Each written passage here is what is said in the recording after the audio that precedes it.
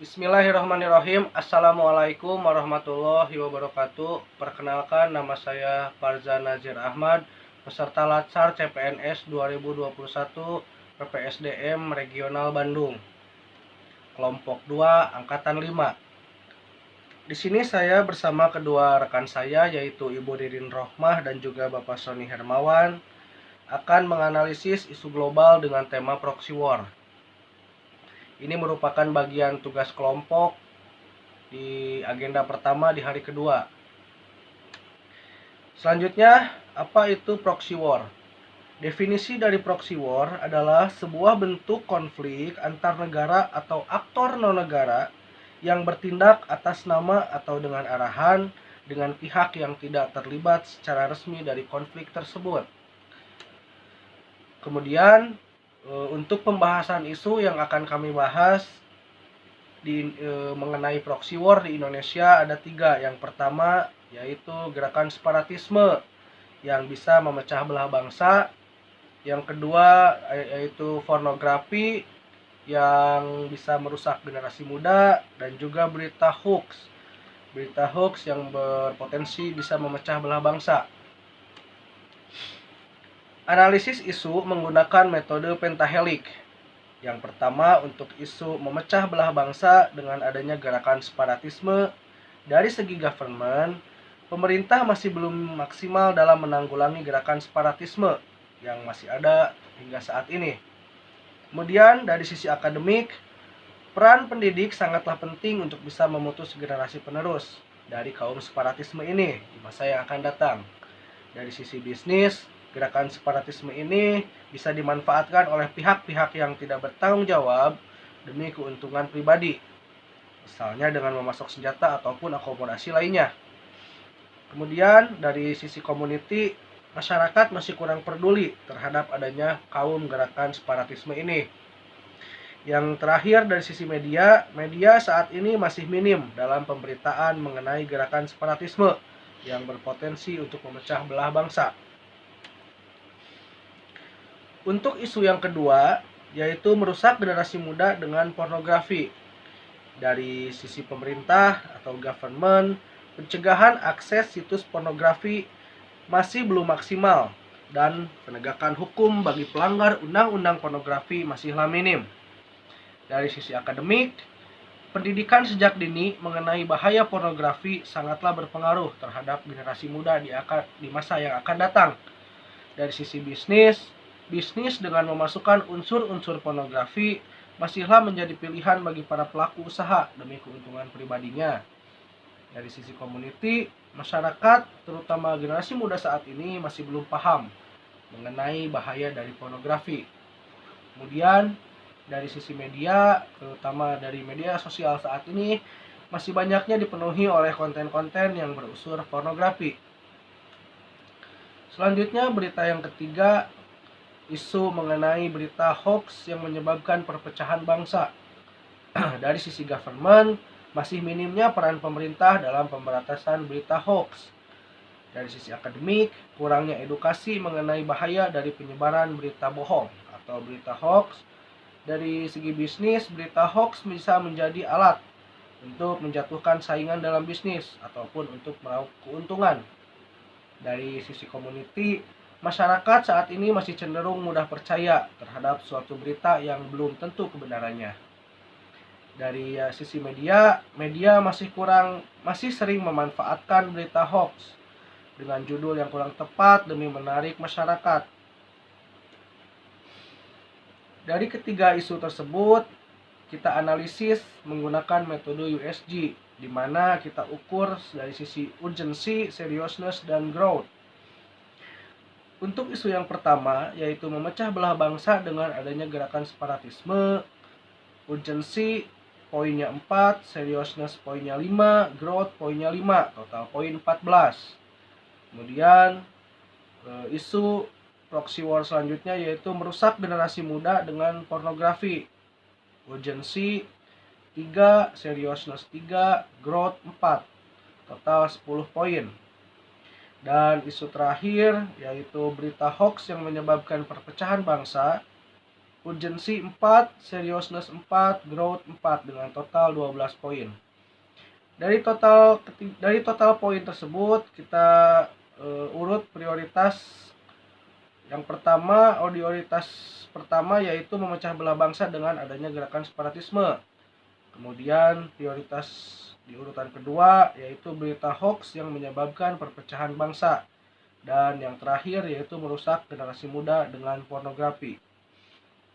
Sekian analisis isu dengan menggunakan metode pentahelix dan juga metode USG dari saya.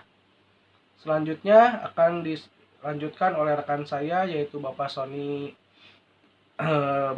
Hermawan, yaitu analisis dengan menggunakan metode Fishbone. Kepada Bapak Sony, saya persilahkan.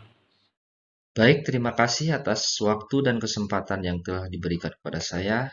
Sebelumnya, perkenalkan nama saya Sony Hermawan, peserta Diklat SARS CPNS Angkatan 5, Kelompok 3. Kali ini saya akan membahas analisis isu global dengan menggunakan metode Fishbone.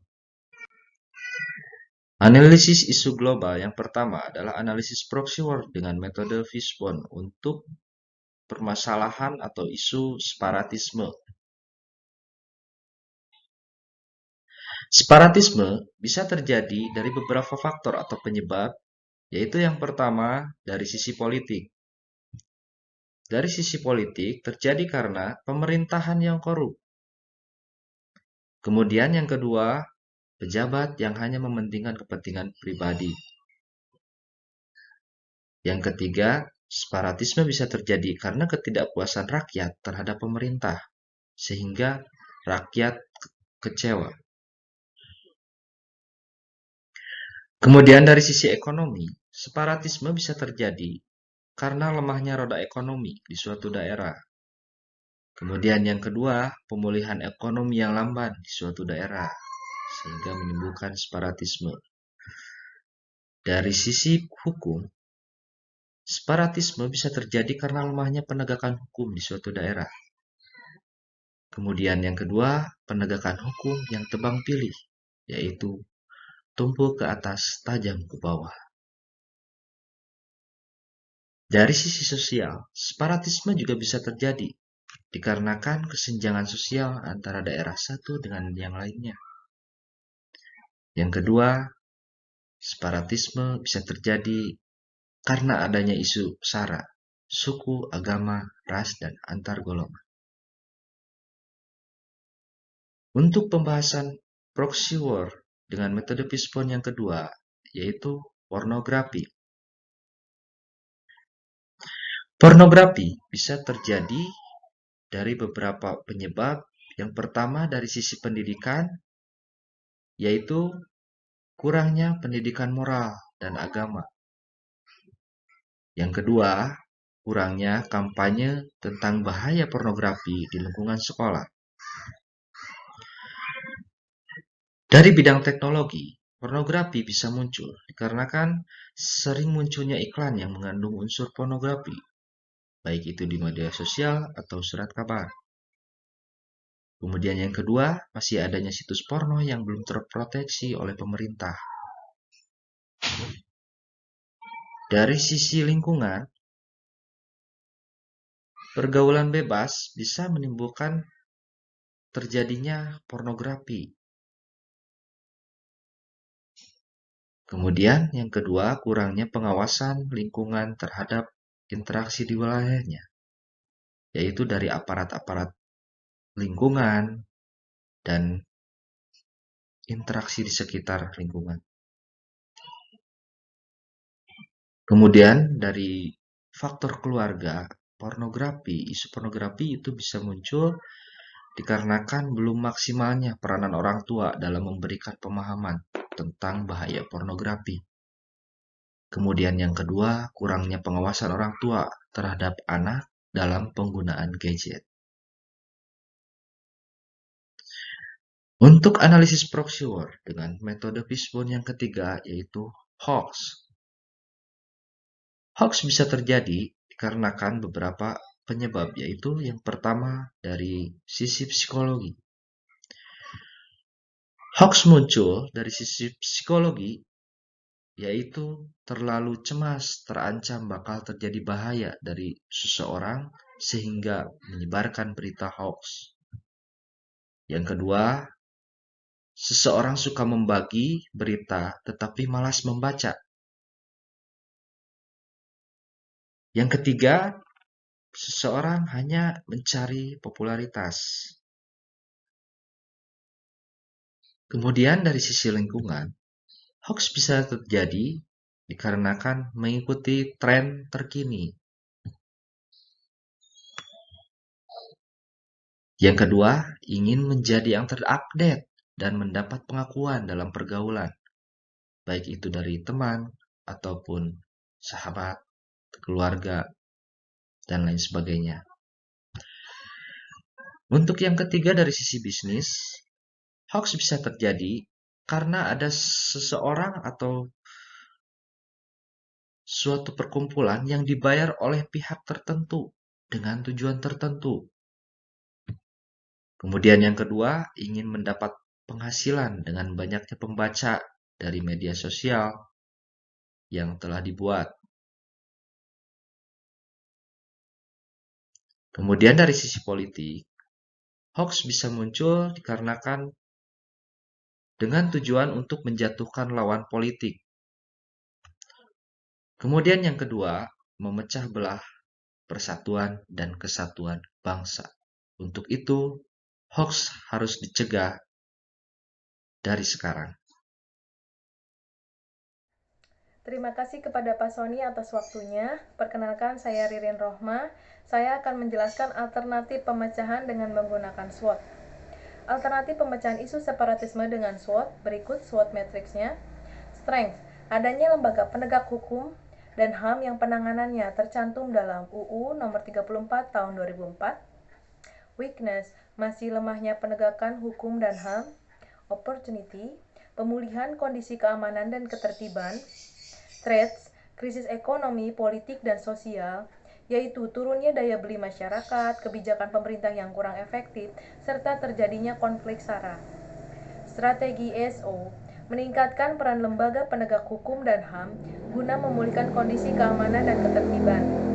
Strategi WO, penegakan hukum dan HAM diharapkan mampu memperkuat keamanan dan ketertiban. Strategi ST, dengan adanya peran penegak hukum dan HAM, diharapkan mampu meminimalisir krisis ekonomi, politik, dan sosial.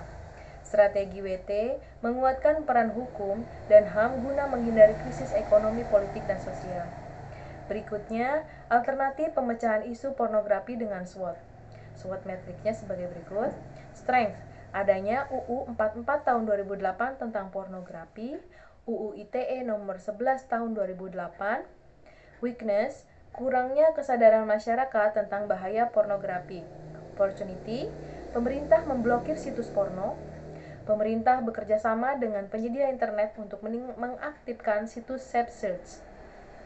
Threats, kemajuan teknologi saat ini membuat remaja mudah untuk menonton konten pornografi sehingga menjadi candu. Strategi SO, menyempurnakan kembali perundang-undangan menyangkut pornografi serta pemberantasannya. Strategi WO, dengan ditutupnya situs porno, diharapkan dapat lebih meningkatkan kesadaran masyarakat akan bahaya pornografi. Strategi ST, pemerintah mensosialisasikan dengan cara program internet sehat.